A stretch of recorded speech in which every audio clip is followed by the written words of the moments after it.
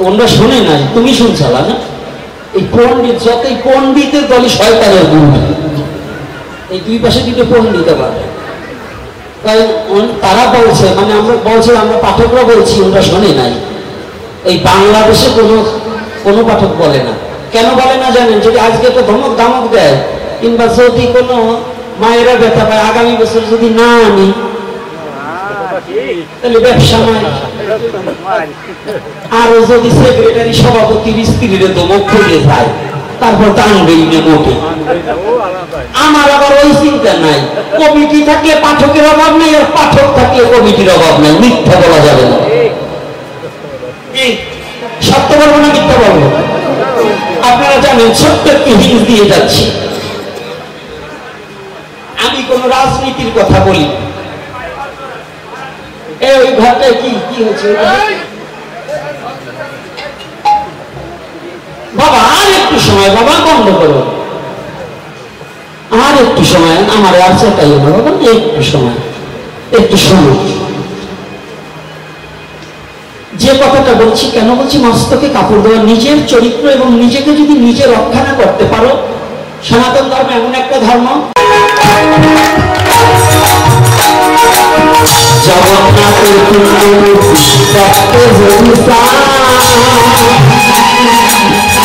অহংকার পরিত্যাগ করে ভক্ত হয়ে যাও।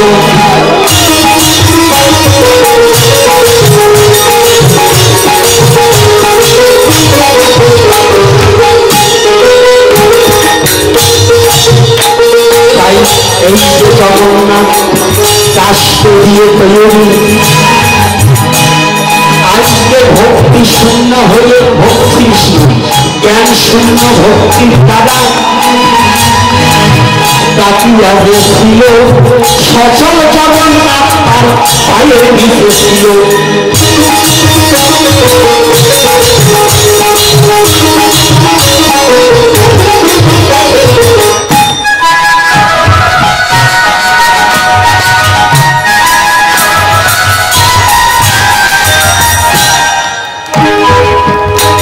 সময় জগন্নাথকে দেখিয়া সেই ভক্ত জগন্নাথ বলিয়া তাহার নয়নে জল ঝরায়।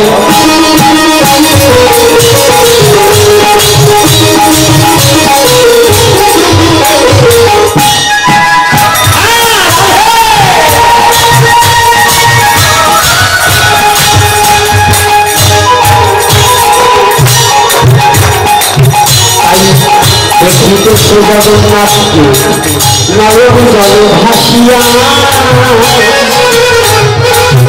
এমন সময় এক ভক্ত বলছে ডাকিয়া,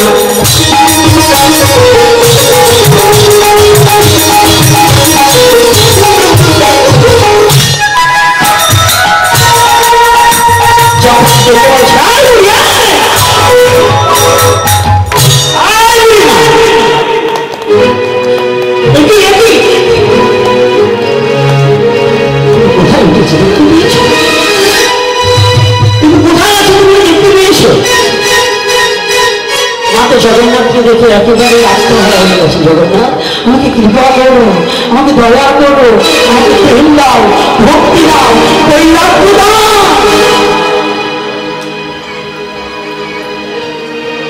মা যখন করজনী বলছি আমাকে প্রেম দাও, বৈরাগ্য দাও, ভক্তি দাও, বলছে দেবে না তোমাকে ভক্তি, তুমি একটু পায়ের নিচে লক্ষ্য করো তো।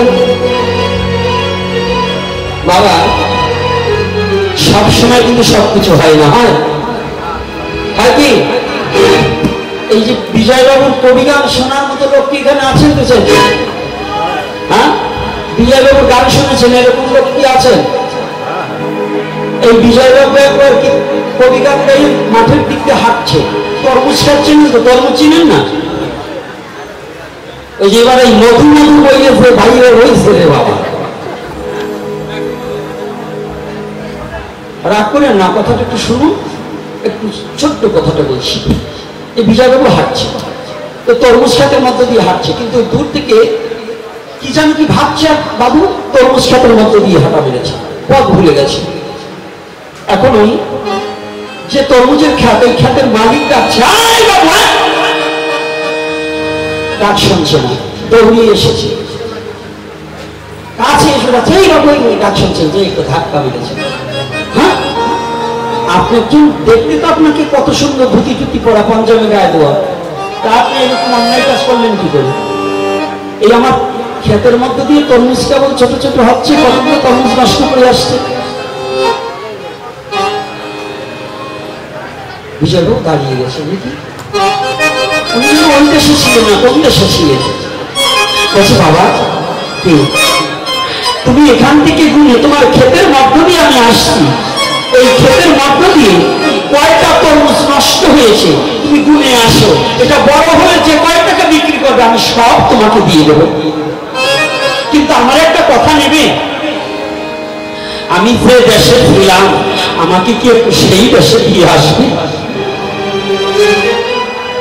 আমি যে দেশে ছিলাম, যে দেশে থাকার পরে বাদ হয়ে তোমার তরমুজের মাধ্যমে আমি চলে এসেছি, আমাকে সেই দেশে একটু দিয়ে আসো। সেই দেশটা কোন দেশ? ভাবনার দেশ, সাধনার দেশ, স্মরণের দেশ। লীলা হচ্ছে স্মরণ। বিজয়বাবু লীলা স্মরণ করিতে করিতে বাহ্যিক জগতের রাস্তাটাকে ভুলে গেছে। তত্র জ্ঞান শূন্য ভক্তিটা বাহ্য জ্ঞান থাকতে কখনো ভগবত ভক্তি অন্বেষণ করা যায়। আজকে বুড়িমা মহাপ্রভুকে বুঝতেই পারেন। মহাপ্রভু যখনই ধাক্কা দিয়েছে তাকিয়ে থেকে বুড়িমা লাভ দিয়ে নিতে পড়েছে। একই আমি কি করেছি? বুড়িমা বলছে কে? এই বুড়িটা ভগবানের পাবিত্র কেমন জানেন? শরীরের যাই বলি হারি দেখলে ভরে পুরুষ নারী। আমাদের রূপ আর ভগবানের রূপ কিন্তু এক নয়।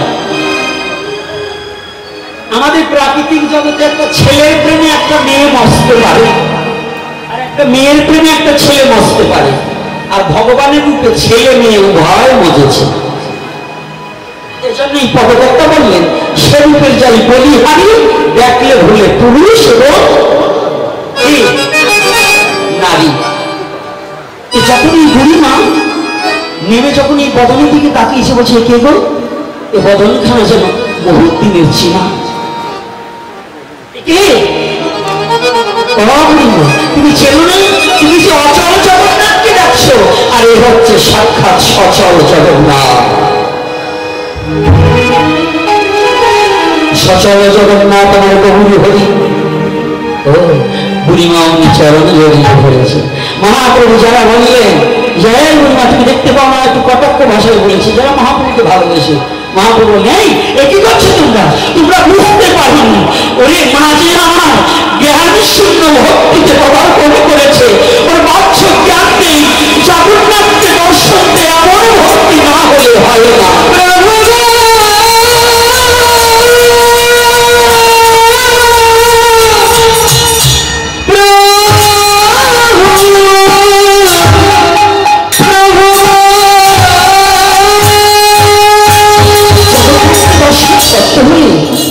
এই জ্ঞান শূন্য ভক্তিবিহীন জগন্নাথকে দর্শন করা হয় না। আমরা তো তীর্থে যাই, বাড়ির ছেলে কি করছে, মেয়ে কি করছে, ব্যাংক ব্যালেন্স কোথায় কি হচ্ছে, ঘর ভাড়া দিল কিনা, দোকানের কর্মচারী কি চুরি করে নিয়ে গেল কিনা, এই যে তীর্থে যে এই যে ভাবনা, এই ভাবনা থাকিতে কারো তীর্থ পর্যটন হয় না। অধিকাংশ লোক তো আমরা এরকমই করি কিনা? তাহলে আজকে আমাদের জগন্নাথ দেবের সম্বন্ধে কিছুটা তো অবগত হলো জগন্নাথকে, নাকি? জগন্নাথের সাক্ষাৎ কৃষ্ণ, আর বলদেব যিনি বলরাম, আর সুভদ্রামাই হচ্ছে ওনাদের বোন। ভগবানের আবার বোন হয়নি, এ সবই ভগবানের শক্তি। তবে এক এক রূপে স্থূল জগতে মহিমা জানাইতে এক একটা রূপ ধারণ করেছে ভগবান। এর কোনো অংশই কম নয়। তবে আমি আজকে এখানে একটু রেখে আমি দুটো কথা বলে যেতে চাই, আর বেশি সময় আপনাদের চরণ প্রান্তে থাকবো না। তার মধ্য দিয়েও যতটুকু সময় থাকি একটু আস্বাদন করি। সেই আস্বাদনটা একটু ভিন্ন আকারে আজকে বলছি। সেই মায়েদের মস্তকে বস্ত্র পরিধান করাবার জন্য কেন করেছি জানেন? এর একটা নিহিত কারণ আছে। কারণ আছে কিনা? বাংলাদেশের কোনো পাঠক আপনাদের বলেনি, বলছে? এই অবধি বলছে মা? বলেনি। কারণ কি জানি? ওনরা শোনে নাই, তুমি শুনছালা না? এই পণ্ডিত, যতই পণ্ডিতের দলে শয়তানের গুরু। এই দুই পাশে দুটো পণ্ডিত আবার। তাই তারা বলছে, মানে আমরা বলছে, আমরা পাঠকরা বলছি, ওনরা শোনে নাই। এই বাংলাদেশে কোনো পাঠক বলে না। কেন বলে না জানেন? যদি আজকে তো ধমক ধামক দেয়, কিংবা যদি কোনো মায়েরা ব্যথা পায়, আগামী বছর যদি না আনি তাহলে ব্যবসা নাই। আর যদি সেক্রেটারি সভাপতির স্ত্রীর ধমক খুলে যায়, তারপর টানবেই না মোটে। আমার আবার ওই চিন্তা নাই। কমিটি থাকলে পাঠকের অভাব নেই, আর পাঠক থাকলে কমিটির অভাব নাই। মিথ্যা বলা যাবে না। সত্য বলবো না মিথ্যা বলবো? আপনারা জানেন, ছোট্ট একটি হিন্স দিয়ে যাচ্ছি। আমি কোন রাজনীতির কথা বলি। ওই ঘরটায় কি হয়েছে বাবা? আর একটু সময় বাবা, বন্ধ করো। আর একটু সময়, আমার আর চেতাইও না বাবা, একটু সময়, একটু সময়। যে কথাটা বলছি, কেন বলছি? মস্তকে কাপড় দেওয়া। নিজের চরিত্র এবং নিজেকে যদি নিজে রক্ষা না করতে পারো, সনাতন ধর্ম এমন একটা ধর্ম, নিজেকে রক্ষা করা শিখতে হবে। দেবতা পুরুষের হাতের চেয়ে নারীর হাতে অস্ত্র বেশি। আমাদের যত দেবদেবী আছে, আছে কিনা? এই কথা বলেন কিনা? দুর্গার হাতে কয়টা? এই মন্দিরটার নাম কি দুর্গা মন্দির নাকি? এই দুর্গা পূজা করেন, এই দুর্গা পূজা করেন, লক্ষ্য করেন দুর্গা পূজার মানে কি জানেন তো? খালি টাকার শ্রাদ্ধ করেন। কোনটা? আমাদের দুর্গা পূজা করা মানে সনাতনের 95% বেশি টাকার শ্রাদ্ধ করা হয়, কিন্তু পূজা হয়। যে জায়গা নিজের স্বাধীনতা বজায় থাকবে না, যেখানে দুর্গা পূজা করলে পরে আবার বাড়ি গিয়ে স্বামীর সাথে ঝগড়া করে, ওই মহিলার দুর্গা পূজা যাওয়া আর না যাওয়া, করা আর না করা সমান কথা। অর্থাৎ দুর্গা পূজার মেন তত্ত্বটা হচ্ছে, দুর্গা দেবী একদিন সতীর্থ ছিলেন। সতী যেদিন তার প্রতিনিন্দা শুনলেন, দক্ষ রাজার বাড়ি বসে প্রতিনিন্দা সহ্য না করতে পেরে নিজেই তার প্রাণ ত্যাগ করলেন। করছে কি না? না করছে না? করে না? সবাই তো বলো না, কে তোমরা কি এবার বিপরীত করো নাকি? আরে করে না তা না, মারতে পারলে আজকে স্বামী রে ছাড়ে না। আজকে বললেও তো আমার কাছে স্বীকার করবা। এখন শোনো, এই দুর্গা পূজা করছো, দুর্গা পূজা দুর্গা দেবীর হাতে 10টা অস্ত্র আছে কিনা? আছে তো? কালী পুজো, কালী হাতে কি আছে? এটাই কি আছে? সমস্ত নারী জাতি, খালি শুধু সনাতনী নারীর কথা বলছি না। আজকে এখানে আমার অন্য বাবারা, অন্য ধর্মের বাবারাও এখানে আছে। আমি প্রত্যেকটা নারীকে বলছি, তুমি যদি তোমাকে রক্ষা না করতে পারো, পুলিশ প্রশাসন আইন তোমাকে রক্ষা করতে পারবে না। আইন আসার আগে তোমার কাম সারা। থানাতে পুলিশ আসার আগে তুমি হরি বলে যাবে। তার প্রমাণ কুমিল্লা মুরাদনগরে যে ঘটনা, সেই ঘটনাটাকে কেন্দ্র করে যার সর্বনাশ হয়েছে, তাকে এখন রাজনৈতিক পুঁজি করার চেষ্টা করছে কিছু দালালের দলে। দালাল গুলো যে বিচারের কোনো কথা নাই, এখন যার যার দল বাড়াবার জন্য দালাল গুলো ছুটে যাচ্ছে। মার কামারা দালাল গুলো। আপনাকে সনাতনী, আপনার নারী পুরুষ এক জায়গায় বসেছেন, আমার কোনো আপত্তি নাই। নিজের স্বাধীনতা বজায় রাখতে হবে। এমন ওই দালালদের খপ্পরে যেন আপনাদের না পড়তে হয়। নিজেকে রক্ষা করার চেষ্টা এবং নিজেকে রক্ষা করার শক্তি আপনি নিজে ধারণ করতে হবে। ভয় পেয়ে আর জীবনে পথ চলা যাবে না। কষ্ট পাচ্ছেন না? কিসের? পৃথিবীতে যাহা কিছু করলাম কর, অর্ধেক করিয়েছে নারী, অর্ধেক করিয়েছে তার নয়।